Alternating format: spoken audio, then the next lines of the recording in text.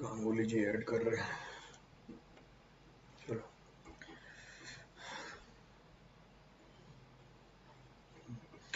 Good evening everyone.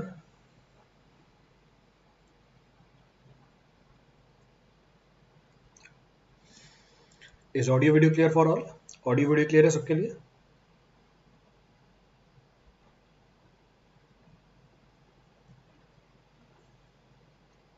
Clear है। So audio video is clear for all. Last class में क्या किया था हमने? What was the last point of discussion?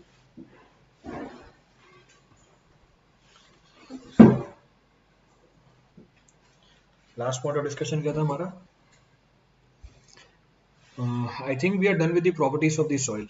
Soil की प्रॉपर्टीज हमने कवर कर ली थी, रिलेशनशिप बता दी थी आपको। So relationship was completed. So relationship complete कर ली थी हमने। चलिए, हाँ कर ली थी हमने, रिलेशनशिप बता दी थी आपको मैंने सारी। चलिए कंटिन्यू करते हैं आगे फिर। So will continue. So we'll continue with the next point of reference. Next of the point of reference is index property of the soil. So next of the point of reference is index property of soil. So now I'll be talking about index properties of the soil. अब हम बात करेंगे index property of soil की। अब क्या होती है index property की? नहीं, आज क्लास नहीं हो पाएगी शुभम। क्लास कल से कंटिन्यू होगी, तो आज क्लास नहीं हो पाएगी। We'll continue from tomorrow. So index property of the soil. तो index property of soil अभी होती क्या index property?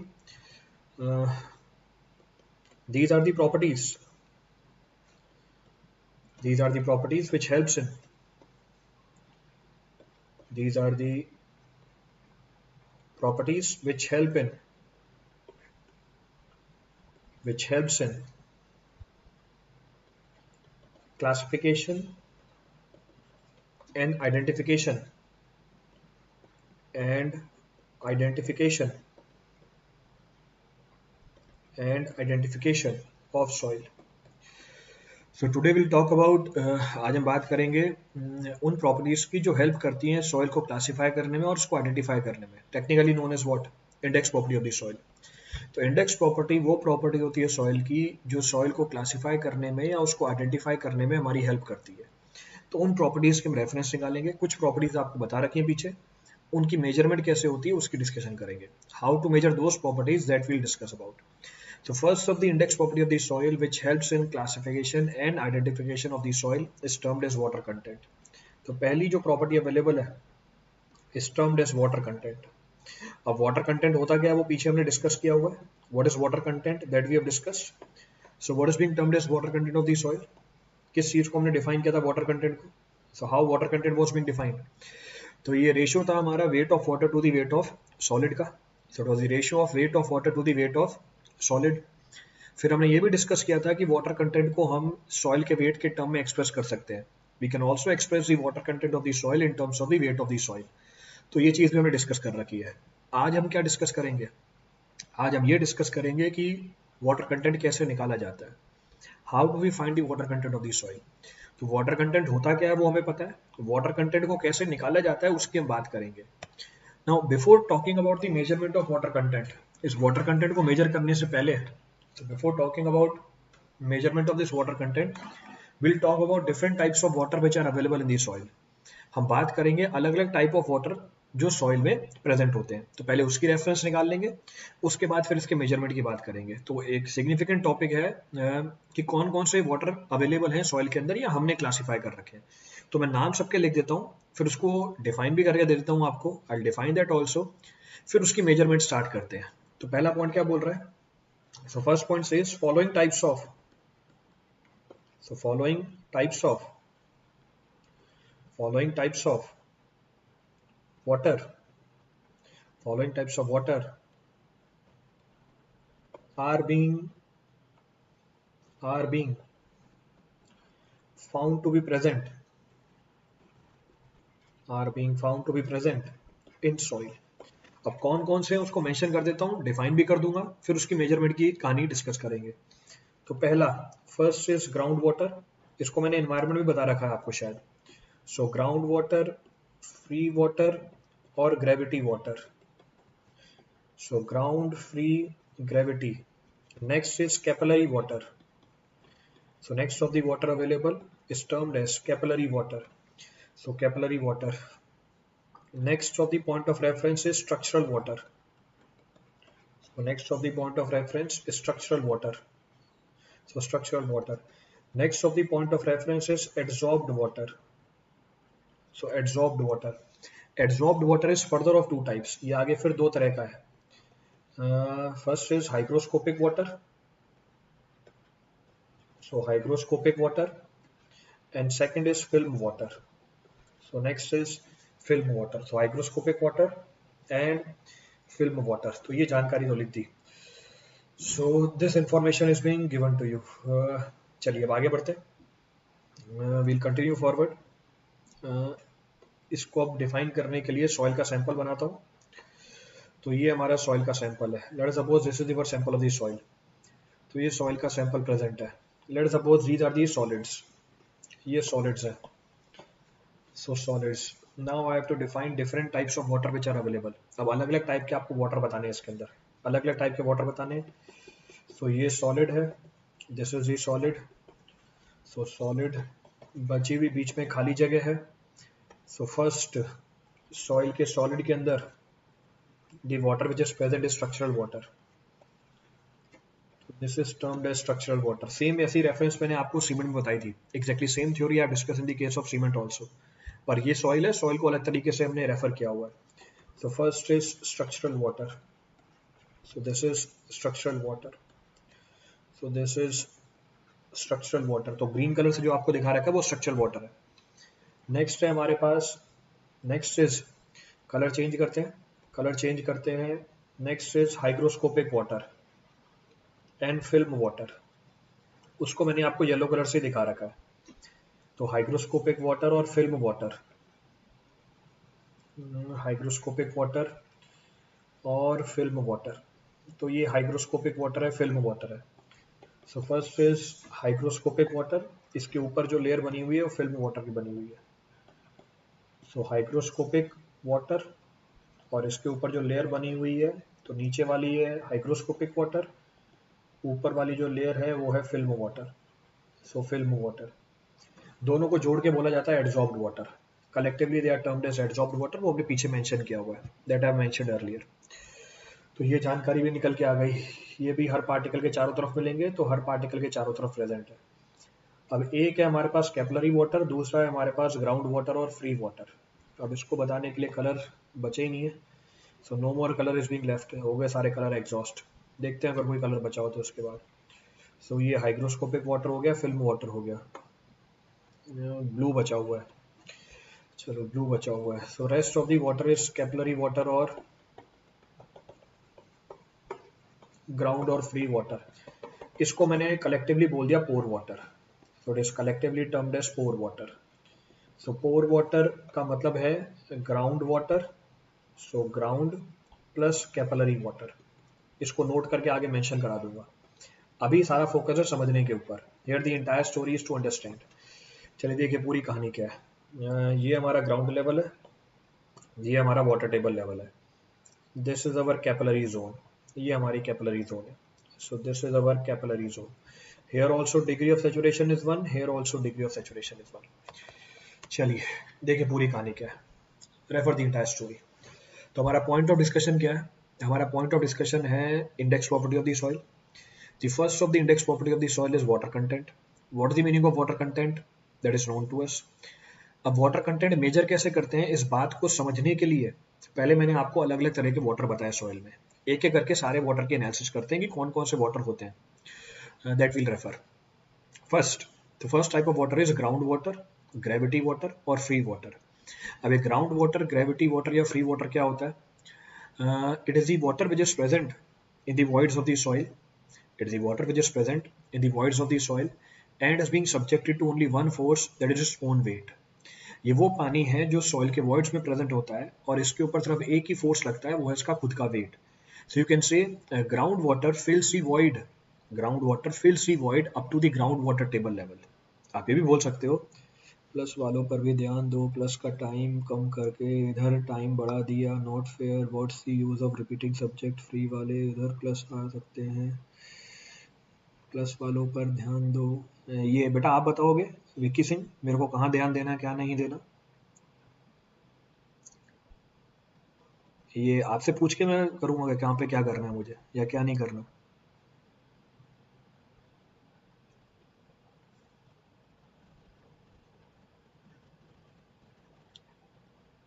अगली बार शेड्यूल आपसे पूछ के लगाऊंगा।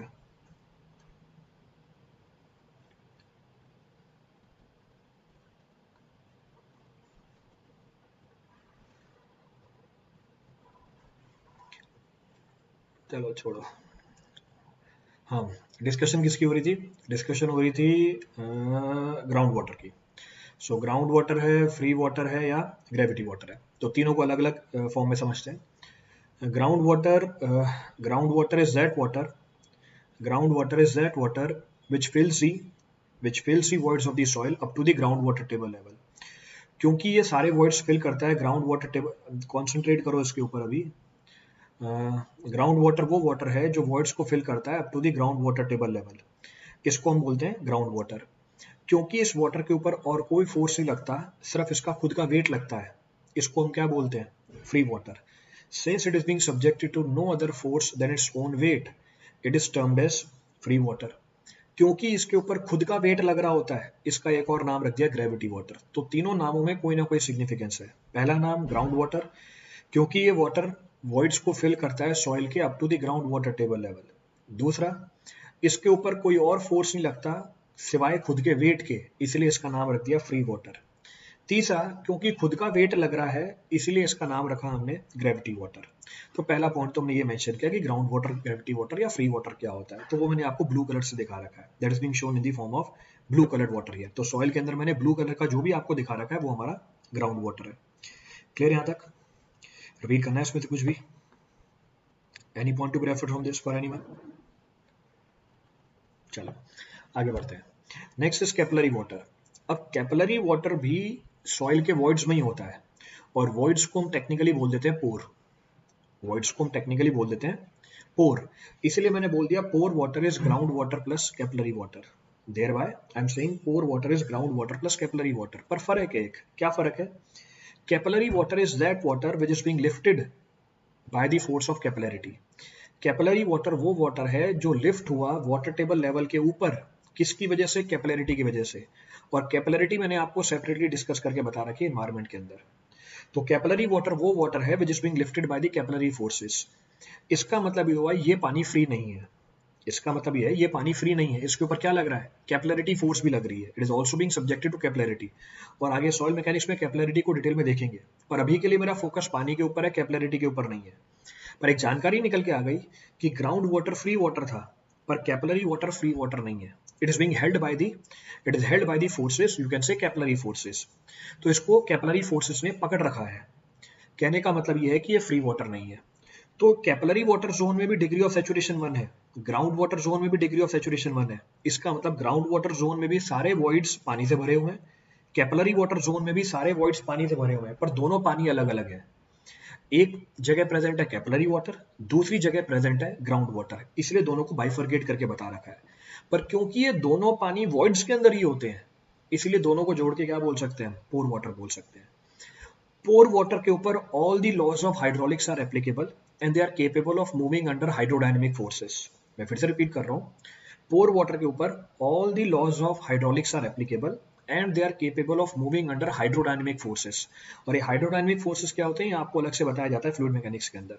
तो कहने का मतलब है अगर आपने कोई एक्सटर्नल फोर्स लगाया, under the impact of that external force ground water भी मूव कर सकता है और कैपिलरी वाटर भी मूव कर सकता है। Hence we say what, they are capable of moving under hydrodynamic forces.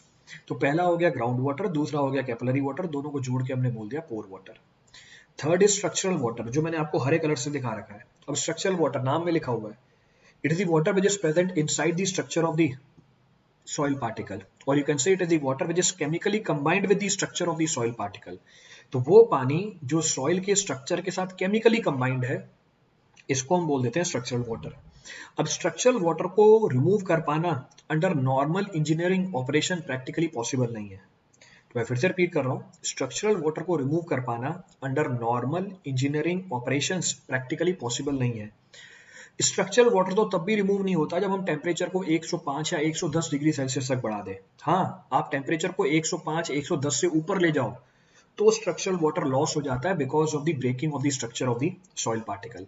पर इन जनरल स्ट्रक्चरल वाटर को रिमूव कर पाना प्रैक्टिकली पॉसिबल नहीं है जितने भी इंजीनियरिंग ऑपरेशंस होते हैं। तो ये पार्ट एंड पार्सल होता है किसका, सॉइल के सॉलिड का या सॉइल के स्ट्रक्चर का, ये आप बोल सकते हो। Next of the water which is present in the soil is termed as adsorbed water. ये जो मैंने पीले कलर से आपको दिखा रखा है। अब एडसॉर्ब्ड वाटर क्या है, नाम में लिखा हुआ है, it is the water which is adsorbed over the surface of the soil particles. It's the water which is held over the surface of the soil particles due to adhesion। आप ये भी बोल सकते हो ये वो पानी है जैसे सॉइल के पार्टिकल ने अडेशन की वजह से अपने सरफेस के ऊपर रोका हुआ है। ये मैंने आपको पीले कलर से दिखा रखा है। इसको भी आगे फर्दर बाइफरगेट कर दिया दो पार्ट में, एक हाइग्रोस्कोपिक वाटर, दूसरा है फिल्म वाटर। अब हाइग्रोस्कोपिक वाटर और फिल्म वाटर में क्या फर्क है, what the difference between hygroscopic water और फिल्म वाटर। हाइग्रोस्कोपिक वाटर वो एड्सॉर्ब्ड वाटर है जो डायरेक्टली कांटेक्ट में है सॉइल के पार्टिकल के, पर फिल्म वाटर वो एड्सॉर्ब्ड वाटर है विच is present over the layer of hygroscopic water. तो कहने का मतलब है एड्सॉर्ब्ड वाटर की वो लेयर जो सॉइल के सॉलिड के डायरेक्टली कांटेक्ट में है, इसको हम बोलेंगे हाइग्रोस्कोपिक वाटर। दूसरा, एड्सॉर्ब्ड वाटर की वो लेयर जो हाइग्रोस्कोपिक वाटर के ऊपर प्रेजेंट है, इसको हम बोल देंगे फिल्म वाटर। इसका मतलब आप बोल सकते हो अडहेसिव फोर्सेस ज्यादा डोमिनेटिंग है हाइग्रोस्कोपिक वाटर पे in comparison to that of the film water. ये जो एड्सॉर्ब्ड वाटर होता है it is not capable of moving under hydrodynamic forces. This adsorbed water is not capable of moving under hydrodynamic forces क्योंकि ये adsorb हुआ particle के surface के ऊपर। इसका जो मैग्नीट्यूड है वो डिपेंड कर जाता है पार्टिकल के सरफेस एरिया के ऊपर, और पार्टिकल का जो सरफेस एरिया है वो डिपेंडेंट है पार्टिकल के साइज के ऊपर। इसका मतलब फाइन ग्रेन्ड पार्टिकल में आपको एड्सॉर्ब्ड वाटर ज्यादा मिलेगा क्योंकि स्पेसिफिक सरफेस एरिया ज्यादा है। कोर्स ग्रेन्ड सॉइल में आपको एड्सॉर्ब्ड वाटर कंपैरेटिवली कम मिलेगा क्योंकि स्पेसिफिक सरफेस एरिया कम है। इसका मतलब सॉइल के अंदर आपको ये अलग अलग तरह के पानी मिलेंगे, ग्राउंड वाटर है, कैपिलरी वाटर है, दोनों को जोड़ के बोला पोर वाटर, फिर हाइग्रोस्कोपिक वाटर, फिल्म वाटर, दोनों को जोड़ के बोल दिया एड्सॉर्ब्ड वाटर, और आखिरी है हमारा स्ट्रक्चरल वाटर। अब कोई सा ही पॉइंट रिपीट करना हो इस पूरी कहानी में से अभी तक, any of the point to be referred up till now from this. Capillary water वो वाटर है जो लिफ्ट हुआ वाटर टेबल लेवल के ऊपर ड्यू टू कैपिलरिटी। क्योंकि ये कैपिलरिटी की वजह से लिफ्ट हुआ इसलिए इसको हम कैपिलरी वाटर बोल देते हैं। स्ट्रक्चर पर फर्क पड़ जाएगा, हाँ स्ट्रक्चर ब्रेक हो जाएगा। अगर आप टेम्परेचर को 110 डिग्री सेल्सियस से ऊपर ले जाओगे तो सॉइल के सॉलिड का स्ट्रक्चर ब्रेक कर जाएगा। तो you can say breaking of the structure will take place. Heavy load आ जाए फ्यूचर में तो क्या सॉइल शिफ्ट कर जाएगी, क्या मतलब इस बात का आकाश मतलब सॉइल शिफ्ट कर जाएगी। डिस्कशन तो हम सॉइल वाटर की कर रहे हैं। स्पेसिफिक सरफेस एरिया का मतलब होता है surface area per unit, either volume और वेट। तो स्पेसिफिक सरफेस एरिया का मतलब होता है surface area per unit quantity. ये क्वांटिटी को आप लिख सकते हो वेट के टर्म में भी, क्वांटिटी को आप लिख सकते हो वॉल्यूम के टर्म में भी। इसको हम बोलते हैं स्पेसिफिक सरफेस एरिया। क्लियर है? Any point to be referred from this? Sir, how hygroscopic water and film water are different? In hygroscopic water, the effect of the adhesion is comparatively more than that of the film water. Hygroscopic water में adhesion यानी adhesive forces का magnitude film water से ज़्यादा है क्योंकि hygroscopic water directly soil solid के contact में है और film water hygroscopic water के ऊपर present है। स्ट्रक्चर चेंज होने पर क्या, स्ट्रक्चर चेंज नहीं होता है, स्ट्रक्चर ब्रेक होने से स्ट्रक्चरल वाटर लूज होगा, स्ट्रक्चर के चेंज होने से कुछ नहीं होगा। ये स्ट्रक्चर के अंदर प्रेजेंट होता है, केमिकली कंबाइंड वाटर है। तो जब तक स्ट्रक्चर ब्रेक नहीं करेगा ये वाटर को हम यूटिलाइज नहीं कर सकते। Which water is more relevant with regarding to what? In civil engineering which water is more relevant with regard to what? किसके रिगार्डिंग पूछ रहे हो? अगर सिविल इंजीनियरिंग की बात कर रहे हो, इतनी बड़ी चीज बोल दिया आपने, इतना वाइड चीज बोल दिया, फिर आपको बताना भी पड़ेगा किसके बारे में रेफरेंस पूछ रहे हो। हर पानी का अलग अलग सिग्निफिकेंस है। Every water has a different role to play in different process। तो सिविल इंजीनियरिंग में तो सारी प्रोसेस आ जाती है। तो आप किस प्रोसेस की बात कर रहे हो? You talking about which process? चलें आगे। अरे हाँ, सॉइल मैकेनिक्स में कौन सी प्रोसेस की बात कर रहे हो? मतलब फालतू की बात करनी है। सिविल इंजीनियरिंग की जगह सॉइल मैकेनिक्स में एक ही चीज होती है जैसे। तो अभी तक की रेफरेंस हम ये लिख रहे थे कि कौन कौन से पानी प्रेजेंट होते हैं सॉइल के अंदर, which type of water are present in the soil. एक रेफरेंस भी दे देता हूँ आपको हाइग्रोस्कोपिक वाटर की। पीछे मैंने मेंशन कर रखा था हाइग्रोस्कोपिक वाटर। अच्छा, जगह नहीं है यहाँ पे, तो मैं यहीं पे मेंशन कर देता हूँ हाइग्रोस्कोपिक वाटर का जो मैग्नीट्यूड है for different types of soil. Structure water का role in engineering. Structure water का रोल कुछ नहीं है इंजीनियरिंग के अंदर। अगर मेरी बात ध्यान से सुनो, आपके डाउट आए नहीं। अभी साफ साफ ये स्टेटमेंट दी थी कि नॉर्मल इंजीनियरिंग वर्क में ऐसी कोई एप्लीकेशन आती नहीं है जिसमें सॉइल का स्ट्रक्चर ब्रेक हो जाए, in which the soil structure breaks. इसीलिए स्ट्रक्चरल वाटर कभी यूटिलाइज होता ही नहीं है। अब आप देखो अपना सवाल क्या पूछ रहे थे आप, what problem you are asking.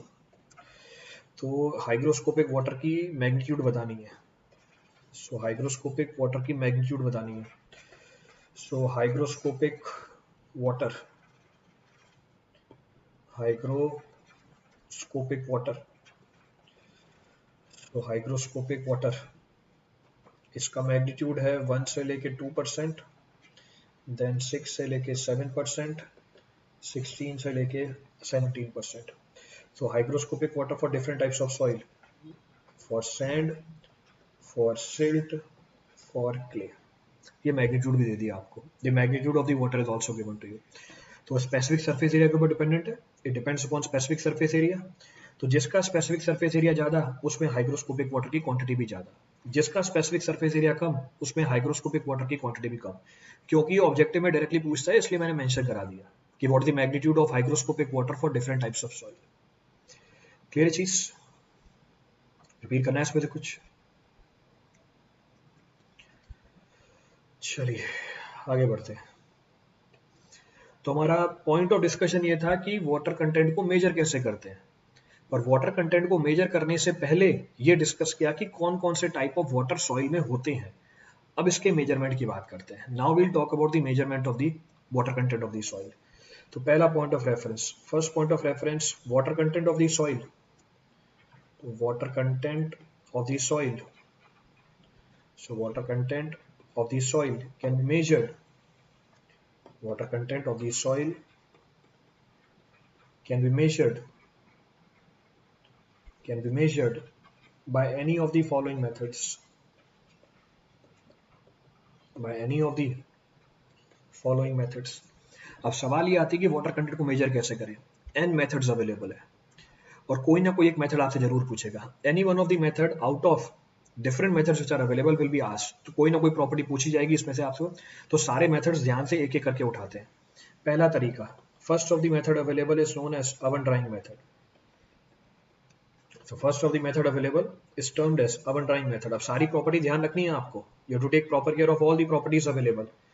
अब प्रॉपर्टीज में बोल के बता देता हूँ, जो कंसेप्ट होगा टेस्ट का वो डिस्कस कर लूंगा। तो पहला जो मेथड अवेलेबल है is known as oven drying method। तो फर्स्ट पॉइंट क्या बोलता है oven drying method का? It is the most accurate laboratory method which is available with us. ये सबसे एक्यूरेट लेबोरेटरी तरीका है जो हमारे पास अवेलेबल है। अब दो जानकारी एक साथ दे दी मैंने आपको, एक इसकी एक्यूरेसी कितनी है, दूसरा ये फील्ड मेथड है या लैब मेथड है। तो ये एक लैब मेथड है, इसको लैब के लिए डिजाइन किया गया है। दूसरा, इसकी एक्यूरेसी बाकी वाले मेथड से क्या है, कंपैरेटिवली ज्यादा है। Its accuracy is comparatively more than the other methods which are available of same category. Next point of reference, ये तो फायदे हुए। ड्रॉबैक, ड्रॉबैक ये है कि इसमें टाइम बहुत ज्यादा लग जाता है। The time required for this method to give the result comes out to be comparatively more. कितना टाइम लग जाता है वो भी देखते हैं आगे। करते क्या है इस टेस्ट के अंदर, what do we do in this test, we take we take a crucible. हम एक क्रूसिबल लेते हैं, हम क्रूसिबल लेते हैं, कहने का मतलब एक कंटेनर लेते हैं जिसमें टेस्ट परफॉर्म किया जाता है। We note the dry mass of this crucible. इस कंटेनर में जितना भी मॉइस्चर है उसको हटाया और उसके ड्राई मास को हमने नोट कर लिया। तो dry mass is being noted by us. तो लेट सपोज इसका मास कितना निकल के आ गया, m1 निकल के आ गया। तो its mass comes out to be m1। फिर क्या किया इसके अंदर हमने, फिर इसके अंदर हमने मॉइस्ट सैंपल ऑफ सॉइल डाली। तो सॉइल का सैंपल डाला, तो सॉइल का सैंपल डाला इसके अंदर, ये सॉइल का सैंपल डाल दिया। तो सॉइल का सैंपल डाला, इसका मतलब क्या क्या है इसके अंदर, इसमें पानी भी है और सॉइल के सॉलिड भी है, ये भी ध्यान रखना है आपको। इसका मास बन गया m2। Its mass now becomes equals to m2। अब हमने इस सॉइल के सैंपल को और कंटेनर को उठाया, इस सॉइल के सैंपल को और कंटेनर को उठाया और ओवन में रख दिया। So it is kept in the oven, so oven drying. Temperature T degree Celsius रखा, so temperature is kept to be T degree Celsius. Duration is kept to be T hours. अब ये T और T की value very करती है हर एक type of soil के लिए। क्या वैल्यू वेरी करती है उसको एक एक करके मैं डिस्कस कर लेता हूँ। तो कहने का मतलब है टेम्परेचर भी अलग अलग है और ड्यूरेशन भी अलग अलग है for different type of soil, तो इसका आपको ध्यान रखना है। Take proper care of this. So T hours and T degree Celsius. जब हमने सारे पानी को रिमूव कर दिया इसमें से, सारे पानी को रिमूव कर दिया इसमें से आफ्टर स्पिक्यूलेटेड टाइम, जो भी स्पिक्यूलेटेड टाइम है हमारा, उसके बाद हमने सैंपल का दोबारा मास नोट कर लिया। लेट सपोज मास निकल के आ गया M3। तो हमने कंटेनर लिया खाली, उसको ड्राई किया, उसका मास निकाला M1, उसमें मॉइस्ट सैंपल डाला सॉइल का, इसका मास नोट कर लिया M2। इसको ओवन में रखा, ड्राई किया एक पर्टिकुलर टेम्परेचर पे एक पर्टिकुलर ड्यूरेशन के लिए, जो भी स्टिपुलेटेड टाइम है, उसके बाद हमने सैंपल को बाहर निकाला, उसका दोबारा मास नोट कर लिया। तो ये ड्राई सॉइल है हमारी, ये मॉइस्ट सॉइल थी, तो we can say this is moist soil sample, this is dry soil sample. ये सैंपल हमारी ड्राई हो गई, तो ये ड्राई सॉइल सैंपल। ये सीक्वेंस निकल के आते हैं इस टेस्ट के अंदर, this is the sequence of this test. अब फोकस किसके ऊपर है? फोकस है कितने टेम्परेचर पे ओवन ड्राइंग करोगे और कितने टाइम के लिए ओवन ड्राइंग करोगे। अब जानकारी देना इसकी जरा, कौन से टेम्परेचर पे ओवन ड्राइंग करते हैं और कितने टाइम के लिए ओवन ड्राइंग करते हैं। पहला, अगर इनऑर्गेनिक सॉइल है, if the soil is inorganic in nature, temperature is kept in the range of 105 to 110 degree Celsius. तो उसको मैं सेपरेटली मेंशन कर देता हूँ। For that I am mentioning it separately. So for inorganic soil, so you can से for inorganic soil, so for inorganic soil temperature is in the range of 105 to 110 degree celsius, 105 से लेके 110 degree Celsius. for organic soil, for organic soil temperature is kept up to 60 degree Celsius. Temperature की value रखी जाती है 60 degree या उससे कम, तो 60 degree Celsius. For soil having, for soil having, for soil having gypsum, for soil having gypsum temperature is kept less than equal to 80 degree Celsius. अभी temperature की value बता दी आपको। तो अगर इनऑर्गेनिक सॉइल है, टेम्परेचर रखेंगे 105 से लेके 110 डिग्री सेल्सियस। अगर ऑर्गेनिक सॉइल है, टेम्परेचर रखा जाता है 60 डिग्री सेल्सियस से कम। क्यों टेम्परेचर को 60 से कम रखा? To avoid the oxidation of organic matter during the test, ताकि हमारा ऑर्गेनिक मैटर ऑक्सीडाइज नहीं हो जाए। अगर सॉइल में जिप्सम कंटेंट बहुत ज्यादा है, जिप्सम का मतलब क्या होता है? What the meaning of gypsum? What do you mean by gypsum? ये डिस्कस भी कर रखा हमने पहले, I talked about this gypsum earlier also. तो gypsum means what? Calcium sulphate dot 2H2O। तो 2H2O है, कहने का मतलब है वाटर ऑफ क्रिस्टलाइजेशन है इसके साथ। तो अगर सॉइल में जिप्सम है जिसमें वाटर ऑफ क्रिस्टलाइजेशन भी प्रेजेंट होता है, which has water of crystallization in it, उस केस में हम टेम्परेचर को 80 डिग्री सेल्सियस से ऊपर नहीं लेके जाते। It is CaSO4.2H2O। तो ये चीज ध्यान रखनी है आपको, 2H2O भी है इसके साथ, वाटर ऑफ क्रिस्टलाइजेशन है इसमें। तो ये पानी लॉस नहीं हो जाए, इसलिए टेम्परेचर को 80 डिग्री से कम रखा जाता है। तो हम टेम्परेचर कितना बना के रखेंगे वो डिपेंड करता है टाइप ऑफ सॉइल के ऊपर, it depends upon the type of soil. उसी तरीके से टाइम कितना रखेंगे? So time is kept to be 4 to 5 hours, 4 to 5 hours for sand and gravel, for sand and gravel, and time required is 16 to 20 hours, so 16 to 20 hours for silt and clay। तो temperature कितना रखा जाता है वो depend कर जाता है type of soil के ऊपर, कोर्स ग्रेन सॉइल है या फाइन ग्रेन सॉइल है। तो दोनों का टाइम अलग अलग है, 4 से लेके 5 घंटे, 16 से लेके 20 घंटे। But in any case for factor of safety हम टाइम रखते हैं 24 घंटे, ताकि सारा का सारा पानी लॉस हो जाए, so that the entire water is being lost out, कुछ पानी रहना नहीं चाहिए। तो हम कितना टेम्परेचर रखेंगे, कितना टाइम रखेंगे, वो मैंने आपको सेपरेटली जानकारी दे दी। अब ये हमारे सीक्वेंस ऑफ ऑपरेशन थे। आपने ड्राई कंटेनर का मास लिया, मॉइस्ट सॉइल डाली कंटेनर के अंदर, दोबारा मास ले लिया, फिर उसको ओवन में रखा एक पर्टिकुलर टेम्परेचर पे और एक पर्टिकुलर टाइम पे हीट किया आपने, उसके बाद आपने ड्राई सॉइल और कंटेनर का दोबारा मास ले लिया। अब इन तीन रीडिंग की वजह से मुझे वाटर कंटेंट निकालना है, I have to find the water content. अब कैसे निकालें water content? How to find water content? So water content कैसे निकालें? अब मुझे वाटर कंटेंट निकालना है। क्या होता है वाटर कंटेंट? वाटर कंटेंट में भी defined as what? Mass of water to the mass of solid. मुझे मास ऑफ वाटर निकालना है, मास ऑफ वाटर निकालना है। दूसरे स्टेप में आपको किसका मास पता था? In the second step mass of which constituent was known to you? Mass of container plus mass of dry soil plus mass of water. आखिरी स्टेप में मुझे किसका मास पता है? Mass of container plus mass of dry soil. तो mass of water कितना हुआ? Mass of water will be equal to m2 minus m3 divide by mass of solid.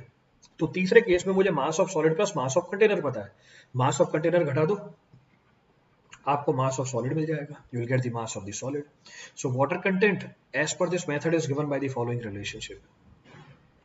चाहे जैसी मर्जी सॉइल हो, temperature should not be greater than 110 degree Celsius. तो ध्यान रखना है आपको, चाहे जैसे मर्जी सॉइल हो, टेम्परेचर को 110 डिग्री सेल्सियस से ऊपर नहीं लेके जाते इस टेस्ट के अंदर. क्यों? इसका रीजन बता दो क्या है. चाहे जैसी मर्जी सॉइल हो, टेम्परेचर को 110 डिग्री सेल्सियस से ऊपर नहीं लेके जाते हैं. Why it is so?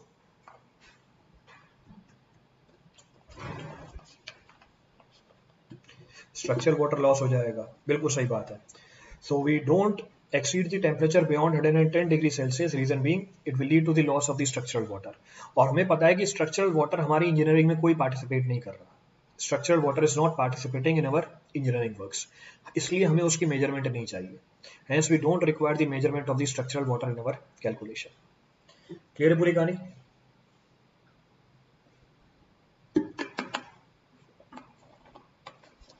Repeat करना है इस पे तो कुछ भी,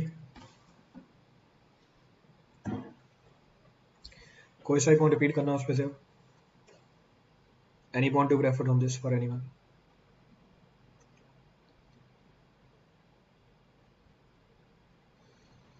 So first and the most accurate method available is termed as oven drying method. अब इसका ड्रॉबैक क्या निकल के आता है? इसका ड्रॉबैक ये निकल के आता है कि टाइम क्या लगता है इसमें, बहुत ज़्यादा लगता है. Time required is huge. हाँ एक्चुअली इसी बहुत ज़्यादा है, पर टाइम भी बहुत ज़्यादा लगता है. एक और ड्रॉबैक है इसका. There is one more drawback in this. क्या ड्रॉबैक है इसका? There is one more drawback available in this. तो एक तो ड्रॉबैक दिख रहा है, टाइम बहुत ज़्यादा लगता है. दूसरा, 20 आवर से भी ज़्यादा टाइम रख देंगे तो क्या होगा? कॉस्ट बढ़ जाएगी. तो 24 घंटे से ज़्यादा टाइम के लिए ओवन में रखोगे, कॉस्ट ज़्यादा निकल के आएगी. तो cost will come out to be more. तो एक मेथड तो समझ, एक ड्रॉबैक तो समझ में आती है कि टाइम बहुत ज़्यादा लगता है. एक और ड्रॉबैक है इसकी, ये मेथड सूटेबल है सिर्फ उसी सॉइल के लिए. This method is suitable for those type of soil which do not absorb the moisture quickly from the atmosphere. मैं फिर से रिपीट कर रहा हूँ, एक और ड्रॉबैक है इसकी, ये एप्लीकेबल है सिर्फ उन्हीं सॉइल्स के लिए जो पानी को दोबारा से रीएब्जॉर्ब नहीं करती एटमॉस्फेयर में से. कहने का मतलब है most of the soils reabsorb the moisture directly from the atmosphere. तो कहने का मतलब है आपने सैंपल को ड्राई तो कर दिया ओवन में. अब ओवन में ड्राई करने के बाद आपने सैंपल को बाहर निकाला. सैंपल को बाहर निकालने के बाद वेइंग स्केल के ऊपर रखा और तब जाके ये M3 निकल के आया. जैसे ही सैंपल को बाहर निकालोगे, सॉइल मॉइस्चर को दोबारा रीगेन कर लेती है एटमॉस्फेयर में से. सॉइल एटमॉस्फेयर में से दोबारा पानी को एब्जॉर्ब कर लेती है. अगर सॉइल ने दोबारा पानी को एब्जॉर्ब कर लिया एटमॉस्फेयर में से, इसका मतलब ये हुआ कि आपको जो यहाँ पे वाटर कंटेंट मिल रहा है वो एक्चुअल से ज्यादा मिल रहा है या कम मिल रहा है. If the soil reabsorbs the moisture directly from the atmosphere, the measurement that you are carrying out for water content is more than actual, less than actual. अगर सॉइल ने पानी एब्जॉर्ब कर लिया एटमॉस्फेयर में से, तो इसमें से कौन से पैरामीटर में चेंज आएगा? इन तीनों में से कौन से पैरामीटर में चेंज आ जाएगा? इन तीनों में से कौन से पैरामीटर में चेंज आ जाएगा? M3 की वैल्यू चेंज हो जाएगी. M3 की वैल्यू क्या निकल के आएगी? M3 की वैल्यू एक्चुअल से ज्यादा निकल के आ जाएगी. तो M3 की वैल्यू एक्चुअल से ज्यादा निकल के आ जाएगी क्योंकि कुछ पानी होगा इसके अंदर. मुझे तो ड्राई सॉइल चाहिए, पर कुछ पानी इसमें एब्जॉर्ब हो गया एटमॉस्फेयर में से. अगर M3 की वैल्यू एक्चुअल से ज्यादा निकल के आ गई, अब चेक कर लो यहाँ पे, अगर M3 की वैल्यू एक्चुअल से ज्यादा निकल के आ गई, इंपैक्ट क्या हुआ? वाटर कंटेंट क्या निकल के आएगी? अगर M3 की वैल्यू ज्यादा निकल के आ गई, M3 comes out to be more, तो वाटर कंटेंट क्या निकल के आएगा? मोर देन एक्चुअल निकल के आ जाएगी. वाटर कंटेंट क्या मिलेगा आपको? कम मिलेगा. तो ड्रॉबैक है इस टेस्ट का. It is the drawback of this test. Clear है पूरी कहानी? रिपीट करना है इस पे तो कुछ भी? तो इसके फायदे क्या है, इसके एडवांटेज क्या है, दोनों बातों की डिस्कशन कर रही है हमने. Both points are being referred. बढ़े आगे.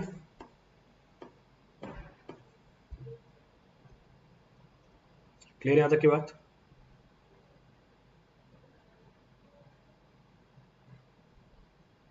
चलिए आगे बढ़ते हैं।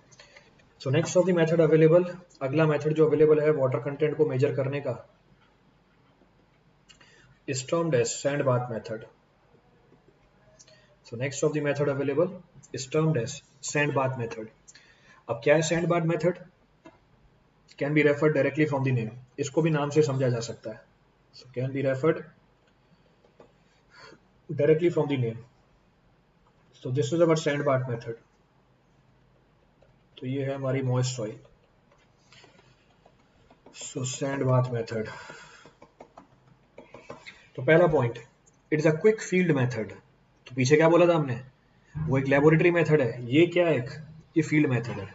तो पीछे वाला तरीका हमने डिजाइन किया था लैब में परफॉर्म करने के लिए, बट सर टेम्परेचर पर एब्जॉर्ब वाटर भी इवेपोरेट हो जाएगा ना फिर, क्यों? टेम्परेचर पर एब्जॉर्ब वाटर भी, कौन से टेम्परेचर पे एब्जॉर्ब वाटर इवेपोरेट हो जाएगा?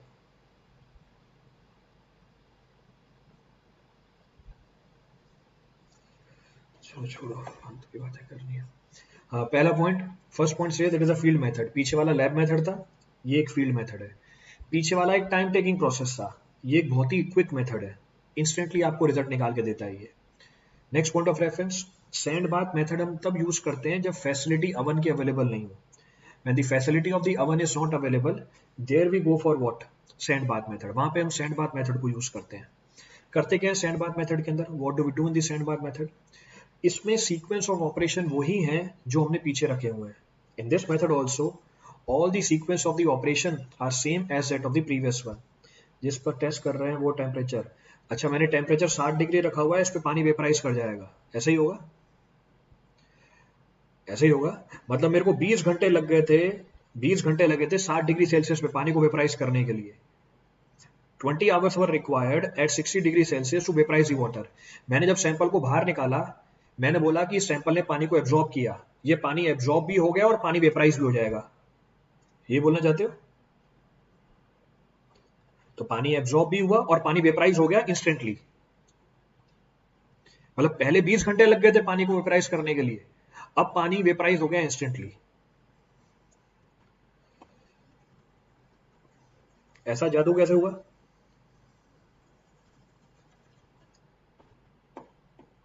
मतलब पहले तो 20 घंटे लग गए थे, अब इंस्टेंटली वेपराइज हो गया, ऐसा कैसे हो गया? चलिए, पूछते हो सवाल एक बार थोड़ा सोचा करो उसके बारे में, या अपने डाउट लास्ट में पूछा करो। चलिए आगे बढ़ते हैं। अब करते क्या इस मेथड के अंदर, what do we do in this method? In this method the sequence of the operation is same as that of the previous one. यहाँ पर सीक्वेंस वही है जो हमने पीछे कर रखी है। क्या करते हैं, पहले हम ड्राई कंटेनर का मास लेते हैं M1, फिर इसमें मॉइस्ट सॉइल रखते हैं, उसका मास ले लेते हैं M2, फिर हम उसको हीट करते हैं, हीट करने के बाद जब सैंपल ड्राई हो जाता है उसका दोबारा मास ले लेते हैं M3। यानी सीक्वेंस ऑफ ऑपरेशन वही है। यानी यहाँ पर भी वाटर कंटेंट कैसे निकल के आएगी, here also water content will be given by the same relationship. तो आप बोलोगे M2 minus M3 divided by M3 minus M1। तो वाटर कंटेंट में तो कोई चीज नहीं निकल के आई, there is no change in the water content measurement, पर बाकी चीजों में चेंज है। क्या क्या चेंज है? पहला पॉइंट क्या बताया कि इस मेथड को मैं तब यूज करूंगा जब अवन की फैसिलिटी अवेलेबल नहीं होगी हमारे पास, when there is no facility of the oven available. Next point of reference, करते क्या है इस मेथड के अंदर, हम हमारे मॉइस्ट सैंपल को कंटेनर के अंदर रख के, कंटेनर को बोलते हैं क्रूसिबल, उसको प्लेस करते हैं सैंड बाथ के अंदर। सो इट इज सैंड बाथ। अब सैंड बाथ का मतलब क्या होता है, what the meaning of the sand bath? हमारे पास एक कंटेनर है जिसमें हमने सैंड को फिल कर रखा है, हमारे पास एक कंटेनर है जिसमें हमने सैंड को फिल कर रखा है और उसको हम हीट कर रहे हैं। This container filled with the sand is known as sand bath. तो उसको हम बोलते हैं कांस्टेंट टेम्परेचर सैंड बाथ। अब इसमें इशू क्या है, इशू ये है कि इस मेथड में जो हीटिंग है उसके ऊपर हमारा कोई कंट्रोल नहीं है। In this method there is no control over the heating process. कहने का मतलब है यहाँ पे टेम्परेचर 60 डिग्री से ऊपर भी जा सकता है, 80 डिग्री से ऊपर भी जा सकता है, 110 डिग्री से ऊपर भी जा सकता है। तो यहाँ हम टेम्परेचर को रेगुलेट नहीं कर सकते जैसे अवन में कर सकते थे। तो ड्रॉबैक है इस मेथड की, इस मेथड में हो सकता है कि स्ट्रक्चरल वाटर लॉस हो जाए, हो सकता है जिप्सम में जो वाटर ऑफ क्रिस्टलाइजेशन है वो भी लॉस हो जाए, हो सकता है ऑर्गेनिक मैटर ऑक्सीडाइज कर जाए। इसीलिए ये मेथड सूट नहीं करता हाईली ऑर्गेनिक सॉइल के लिए, या उस सॉइल के लिए जिसमें जिप्सम प्रेजेंट हो। तो अगर हमारी सॉइल में ऑर्गेनिक कंटेंट ज़्यादा है, अगर हमारी सॉइल में जिप्सम कंटेंट ज़्यादा है, हम इस मेथड को अडॉप्ट नहीं करेंगे क्योंकि इसकी एक्यूरेसी क्या निकल के आती है, कम निकल के आती है। नेक्स्ट पॉइंट ऑफ रेफरेंस, जो सवाल आपसे पूछेगा या जो आपने कभी सुना नहीं होगा, why to take the sand bath here, sand bath का क्या एडवांटेज है। कहने का मतलब है सैंड बाथ में हीट कराने का फायदा क्या होता है, सैंड बाथ में अगर हमने हीट कराया इसका फायदा क्या होता है।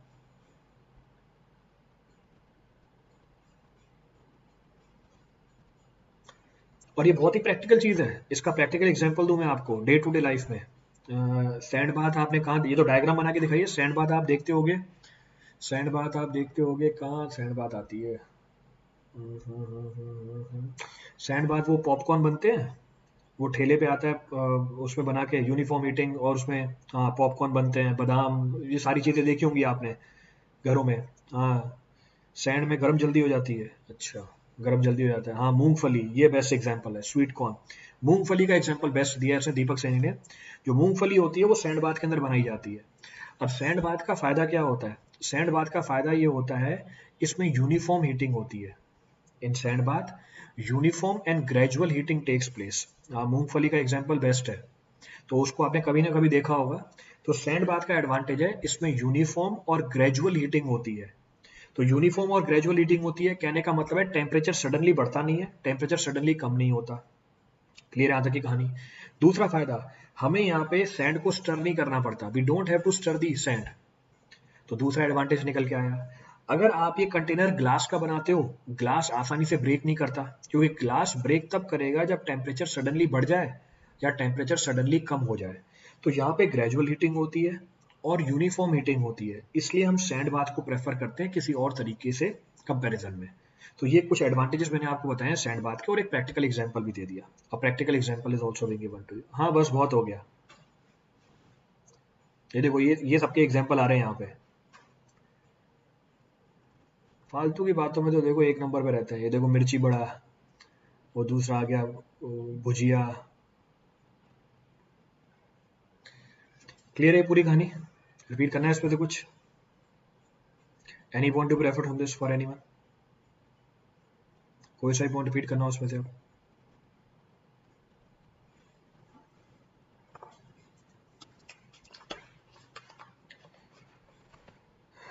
सर आप भी खाते हो? नहीं नहीं, मैं तो क्या है उस पे चलता हूँ, चार्जर पे।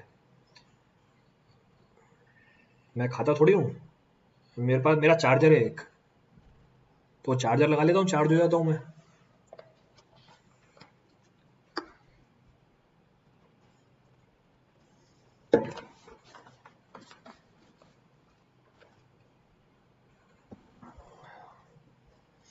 क्लियर है, चलिए आगे,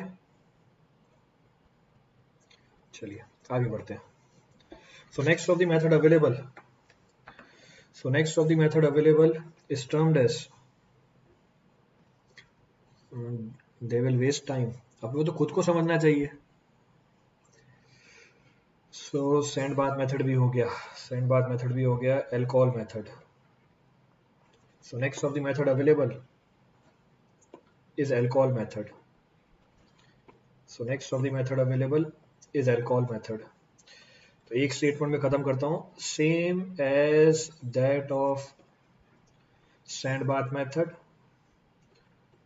sand bath method with only change or with only difference here that methylated spirit, methylated spirit, that is alcohol, is added to increase the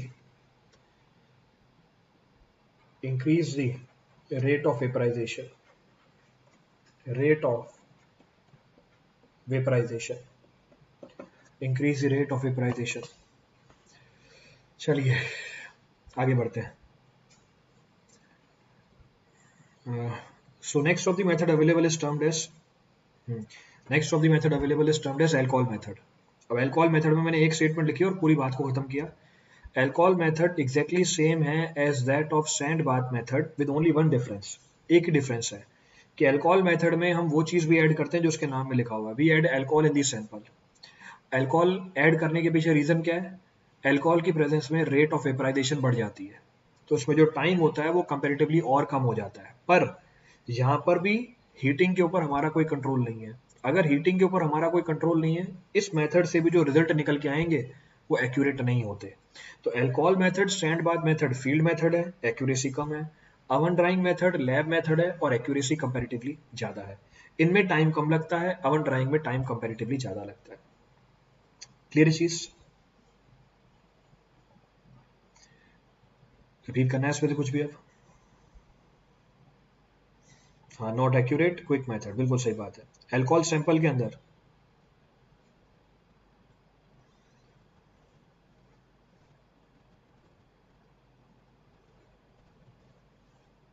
हाँ सॉइल में बिल्कुल लेस एक्यूरेट है। चलिए, तो ये वाला मेथड भी हो गया। This method is also being completed. Next of the point of reference, next of the point of reference, अगला पॉइंट ऑफ रेफरेंस है हमारा the quickest method available. Quickest method available is calcium carbide method. So calcium carbide method और moisture meter method, और moisture meter method सबसे fast तरीका है ये water content को मेजर करने का। The fastest method available to measure the moisture content of the soil. तो सबसे फास्ट तरीका है मॉइस्चर कंटेंट को निकालने का। तो अगला तरीका जिससे हम सॉइल का वाटर कंटेंट निकाल सकते हैं is known as calcium carbide method और मॉइस्चर मीटर मेथड। अब फिर से जो प्रिंसिपल है वो नाम में लिखा हुआ है, you can refer the name, यहीं से प्रिंसिपल समझ में आ रही है। कैल्शियम कार्बाइड मेथड या मॉइस्चर मीटर मेथड, दोनों नामों की सिग्निफिकेंस है। करते क्या है इस मेथड के अंदर? इस मेथड के अंदर जिस भी सॉइल की आपको, इस मेथड के अंदर quick more than sand, quick more than sand मतलब ये क्या हो गया? Quick more than sand. बेटा एक्यूरेसी, एक्यूरेसी ज्यादा है पीछे वाले तरीकों से। Accuracy is more than the previous method. एक बार रुको, कंप्लीट करने दो। करते क्या इस मेथड में? इस मेथड में हम 4 से 6 ग्राम सॉइल का सैंपल लेते हैं।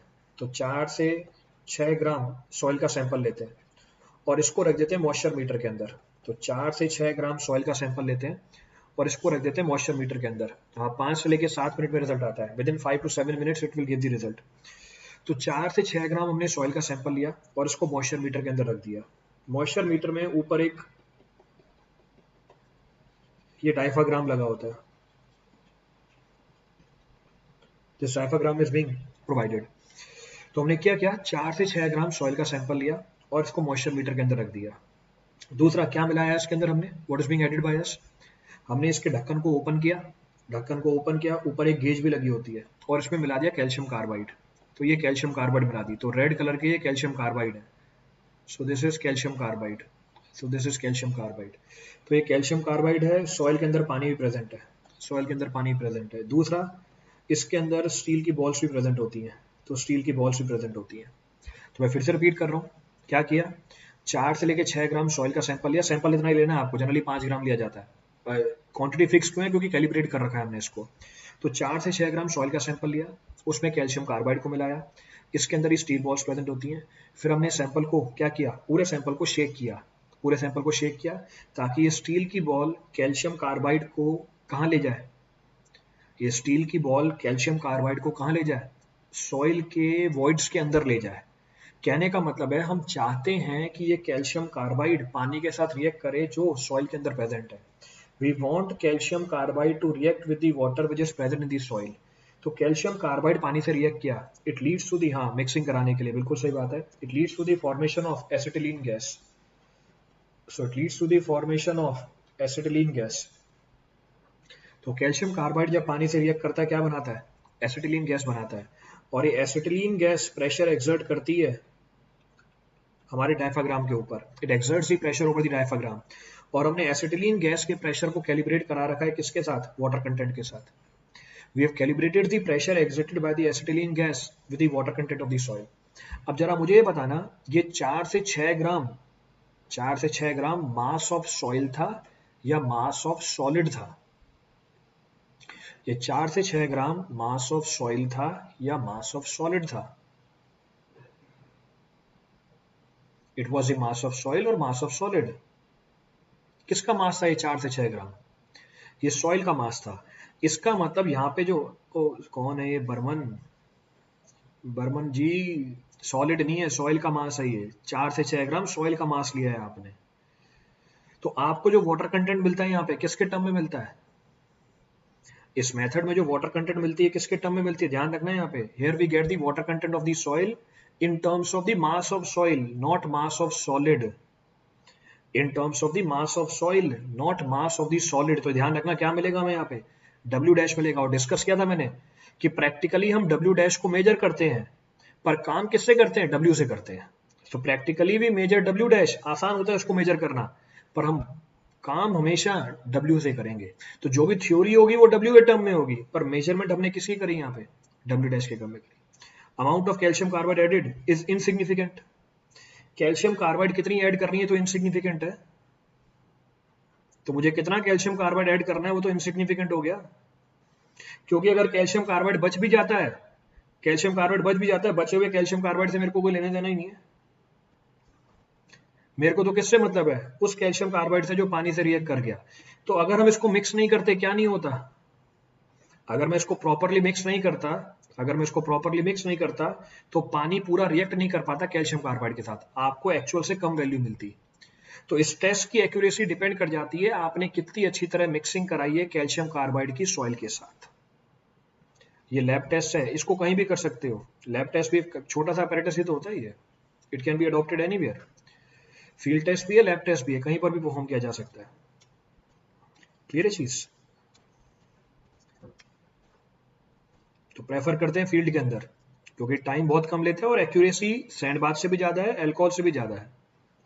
क्या ये सैंड बाथ से? हाँ, सैंड बाथ से एक्यूरेट है ना, इसमें कौन सा पानी लॉस हो गया हमारा? सैंड बाथ में एरर क्यों आ रही थी?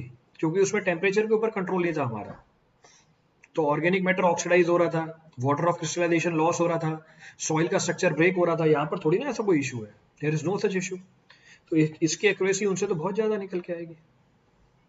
बस दिक्कत ये है कि आपको सारा पानी रिएक्ट कराना पड़ेगा कैल्शियम कार्बाइड के साथ, तो प्रॉपर मिक्सिंग करनी पड़ती है। You have to go for the proper mixing of the soil with the calcium carbide. अगर मिक्सिंग प्रॉपर नहीं है तो फिर आपको एक्यूरेसी कम मिलेगी, then the accuracy will come out to be comparatively less. Clear है पूरी कहानी? So the quickest method available to find the water content of the soil, 5 से लेके 7 मिनट में आपको रीडिंग निकाल के दे देगा डायरेक्टली। फिर आप डब्ल्यू डैश को रिलेट कर सकते हो डब्ल्यू के साथ, रिलेशन मैंने आपको पीछे बता रखी, रिलेशन आप डिस्कस अर्लियर। क्लियर है?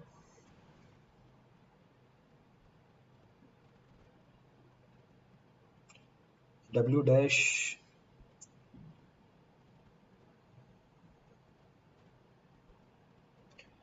रिपीट करना है और भी पॉइंट इसमें से? Any other point to be referred on this? Rest of calcium carbide is removed. अरे क्यों रिमूव करना है कैल्शियम कार्बाइड को आपको सैंपल में से? तभी तो बोलता हूँ, मतलब जितने भी सवाल पूछते हो एक ढंग का सवाल नहीं पूछता, फालतू के सवाल। मेरे को सैंपल में से कैल्शियम कार्बाइड क्यों हटाना है, जरा ये बताना। Why you have to remove calcium carbide from the sample? Calcium carbide की जगह कुछ और यूज कर सकते हैं, हाँ कुछ और यूज कर लो जो आपको रिजल्ट निकाल के दे दे। तो कुछ और यूज कर लो जो आपको रिजल्ट निकाल के दे दे। You can use something else also.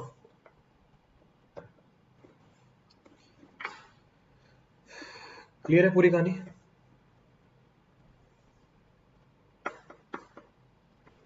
चलो, थैंक यू एवरीवन। बाकी फिर कल कंटिन्यू करते हैं, रेस्ट विल कंटिन्यू टुमारो।